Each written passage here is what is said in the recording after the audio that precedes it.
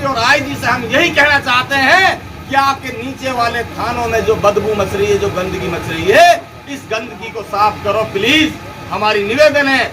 यहाँ हमारे नौजवानों को पकड़ा जाता है जो सेक्स टॉर्शन में कोई इन्वॉल्व नहीं रहते, जो आज मेवात के अंदर और खास तौर से कामा विधानसभा के अंदर जो अनर्थ हो रहा है, जो अन्याय हो रहा है, वो कोई अनदेखी नहीं है कि हम उसको देख नहीं रहे हैं। नौजवान भी देख रहा है, बुजुर्ग भी देख रहा है और शासन प्रशासन भी देख रहा है, लेकिन उच्च अधिकारियों को नीचे वाले अधिकारी गुमराही में रख रहे हैं। ये शब्द पत्रकार महोदय मेरा नोट करना जबरदस्त, आप उनको गुमराही में रख रहे हैं। क्योंकि यहाँ से जब रेड पड़ती है गांव में, तो रेड में कोई रिश्तेदार किसी रिश्तेदार से मिलने आया हुआ है तो उस रिश्तेदार को भी साथ लेके चले जाते हैं और सुनने वाला कोई नहीं दिखता है। अब से 5-7 दिन पहले हम माननीय आईजी साहब से, राहुल प्रकाश साहब से मीटिंग कर चुके हैं, जिसमें माननीय सीताराम गुप्ता जी की अध्यक्षता में हमने मीटिंग की और हमारे लिए उन्होंने पूर्ण रूप से समर्थन दिया कि हमारी पुलिस बिल्कुल अत्याचार नहीं करेगी और पूर्ण रूप से हम आप लोगों के लिए भरोसा देते हैं। हमने उनका आज भी भरोसा करते हैं और जो उनकी नरम बात करने का जो लहजा है, जो उनका तौर तरीका है, मेरे हिसाब से तो मैंने किसी अधिकारी का इतना अच्छा तौर तरीका नहीं देखा। वो बहुत संतुष्टपूर्वक बात करते हैं। हम एसपी और आईजी की बात पर सहमत हैं, लेकिन एसपी और आईजी से हम यही कहना चाहते हैं कि आपके नीचे वाले थानों में जो बदबू मच रही है, जो गंदगी मच रही है, इस गंदगी को साफ करो प्लीज। हमारी निवेदन है। यहाँ हमारे नौजवानों को पकड़ा जाता है जो सेक्स टॉर्शन में कोई इन्वॉल्व नहीं रहते, जो ओलेक्स बाजी में इन्वॉल्व नहीं रहते, टकलूबाजी में नहीं रहते, और फिर 2-2, 3-3 दिन बाद पकड़ने के बाद उनको नहरों के पास में जंगलों में दौड़ाया जाता है और दौड़ा कर उनकी वीडियोज बनाई जाती है ताकि उच्च अधिकारियों के लिए हम अपना प्रमाण पत्र दे सकें। ये आज इस मेवात में हो रहा है और इस चीज का खुलासा करने के लिए आपके पंच सरपंच दुबके हुए बैठे हैं। आपके पास नहीं आएंगे वो लोग जो कुर्सी के लालची हैं, वो टिकटॉक के पीछे घूमते फिर रहे हैं, वो आपके बीच नहीं आएंगे इस संघर्ष में। वो लोग जो राजनीति करना चाहते हैं, जो अपना नाम चमकाना चाहते हैं, वो लोग आपके दुख दर्द में आने वाले नहीं हैं। सीताराम गुप्ता जी और यहाँ आए हुए हमारे सभी साथी ये निष्पक्ष और निस्वार्थ आपके पास आए हैं और आपकी पीड़ा को समझने आए हैं। आपकी पीड़ा इन पर बर्दाश्त नहीं हो रही है। मैं यही कहूंगा गांव-गांव में कि मुखबरों को इनको सहूलियत या तो तुम सिखाओ, और नहीं सिखाते हैं तो टेढ़ी उंगली से अगर घी चुवाना चाहते हैं तो टेढ़ी उंगली भी करना शुरू कर दो। कि मुखबरों को जब तक आप गांव-गांव में खत्म नहीं करोगे तब तक मामला बैठ नहीं पाएगा। एक छोटा सा शेर मेरे याद आया, छोटा सा, कि जिन लोगों की किस्मत में नहीं थी हलाल की रोजी, जिनकी किस्मत में नहीं था हलाल का रिज्क, वो लोग गिलाजत पेट से भरने लगे, लेकिन जिनको मिलने लगी थानों से बोटियां, वो कुत्ते मुखबरी करने लगे।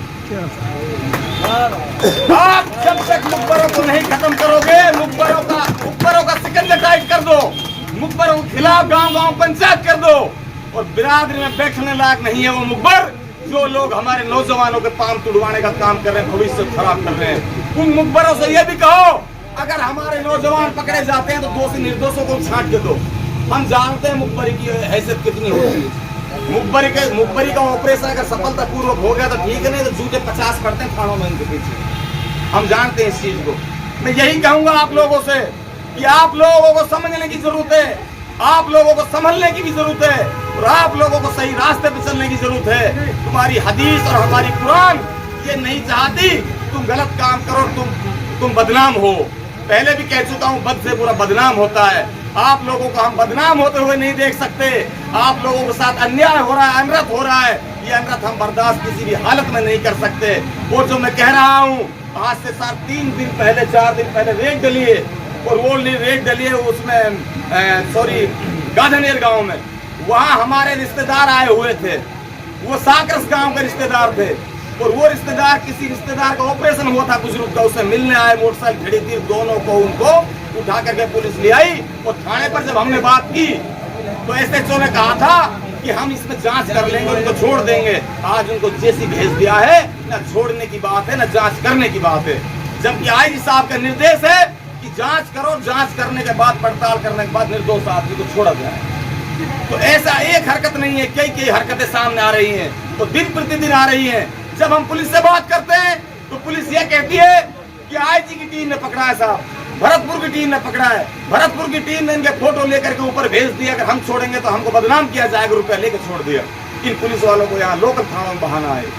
तो हम तो माननीय राहुल प्रकाश साहब से हमारा यह आग्रह है, हमारा निवेदन है कि हमारे कई जिलों के आप टाइगर हो और कई जिलों की आपके पास जिम्मेदारी है और आप इसमें थोड़ी सहूलियत करें। यहाँ नाजायज इस कौम को टारगेट नहीं किया जाए। हम गांव-गांव जा रहे हैं और गांव-गांव जाके हम इस कौम को सुधारने का काम कर रहे हैं, जिसमें हमारे साथ सीताराम गुप्ता जी हमारे साथ कदम से कदम मिला के चल रहे हैं। 36 बिरादरी को पैगाम देना चाहते हैं सीताराम गुप्ता जी कि हम हिंदू, मुस्लिम, सिख, ईसाई सब एक हैं। जिस तरह हमने देश की आज़ादी की लड़ाई लड़ी थी, उसी तरीके से हम आगे लड़ाई लड़ना चाहते हैं। हम नहीं चाहते इस बात को कि यहाँ पक्षपात हो, हम नहीं चाहते कि यहाँ सौतेला व्यवहार हो, हम नहीं चाहते कि यहाँ एक ही समुदाय को टारगेट किया जाए। यहाँ अगर थोड़ी बहुत कमियां हैं तो सारे समुदायों में हैं। अब से पहले मैंने आईजी साहब को यह भी अवगत कराया कि लेवड़ा गांव की कार्रवाई, वहां कार्रवाई हुई जहां पीले परमिट से मकान बनाए गए, जहां राजस्थान सरकार से मकान बनाया गया, उस मकान को तोड़ा गया। उन बच्चों के खिलाफ, उस परिवार के खिलाफ थाने में एक भी मुकदमा आज तक दर्ज नहीं। उसका रिकॉर्ड चेक करा सकते हैं, लेकिन उसका कौन खामियाना भरेगा जिसका मकान टूट गया। 2 मकान और लेवड़ा गांव में टूटे गए। उन मकानों ने, जब इस ओलेक्स ने जन्म नहीं लिया था, उससे पहले वो मकान 2005 के और 2000 के बने हुए मकान हैं। उस समय ओलेक्स ने जन्म ही नहीं लिया दुनिया में, ओलेक्स था ही नहीं दुनिया के अंदर, और उन मकानों को तोड़ा गया है। ये अनर्थ है और एक मुखबर की सह से ये काम हो रहा है। मुखबर के कहने से पैर तोड़े जा रहे हैं, मुखबर के कहने से सारा काम हो रहा है। इन मुखबरों को कहने से इस तरीके से मामला चलेगा तो हम ये बताना चाहते हैं, निवेदन है हमारा सभी नौजवानों से, हो सकता है एक दिन ऐसा आए कि हमें जेल नौजवानों से भरनी पड़े, हम जेल भरो आंदोलन भी चलाएंगे, हम कोई और तरीका भी सोचेंगे। अभी हम नहीं चाहते कि हमें आश्वासन उच्च अधिकारियों ने दे रखा है कि सुधार करें, अगर सुधार नहीं हुआ तो खुल्लम खुल्ला जेल भरो आंदोलन चालू करेंगे हम सारे। बिल्कुल अब हमारे पास ये बात बर्दाश्त होने वाली नहीं है। इतने शब्दों को कहकर जय हिंद, जय भारत, अस्सलाम।